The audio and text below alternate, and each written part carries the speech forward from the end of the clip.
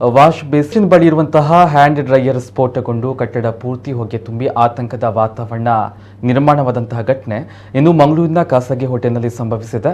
ಅಪರಾಹ್ನ ಸುಮಾರು 4 ಗಂಟೆಯ ವೇಳೆಗೆ ಹೋಟೆಲಿನ ವಾಶ್ ಬೇಸಿನ್ ಬಳಿ ಇರುವಂತಹ ಹ್ಯಾಂಡ್ ಡ್ರೈಯರ್ ಏಕಾಏಕಿ ಸ್ಫೋಟಗೊಂಡಿದೆ. ಅದರ ಪರಿಣಾಮವಾಗಿ ವಾಶ್ ಬೇಸಿನ್ ಇರುವಂತಹ ಕೊಠಡಿಯಲ್ಲಿ ಮಾತ್ರವಲ್ಲದೆ ಸುತ್ತಮುತ್ತಲ ಕೊಠಡಿಗಳಲ್ಲಿ ಭಾರೀ ಪ್ರಮಾಣದಲ್ಲಿ ಹೊಗೆ ತುಂಬಿಕೊಂಡಿತ್ತು. ಇದರಿಂದ ಹೋಟೆಲ್ನಲ್ಲಿದ್ದಂತಹ ಜನರು ಮತ್ತು ಸಿಬ್ಬಂದಿ ಆತಂಕಿತರಾದರು. ಈ ಸಂದರ್ಭದಲ್ಲಿ ಹೋಟೆಲ್ ಸಭಾಂಗಣದಲ್ಲಿ ಕಾರ್ಯಕ್ರಮಗಳು ನಡೀತಾ ಇದ್ವು. ಜನರು ಕಕ್ಕಾಬಿಕ್ಕಿಯಾಗಿ ಓಡಾಡತೊಡಗಿದ್ರು. ಹೋಟೆಲ್ನ ವ್ಯವಸ್ಥಾಪಕರು ಮುಂಜಾಗ್ರತಾ ಕ್ರಮವಾಗಿ ಗ್ರಾಹಕರನ್ನ ಕೆಲವು ಸಮಯದ ತನಕ ಹೊರಕ್ಕೆ ಕಳುಹಿಸಿದ್ರು.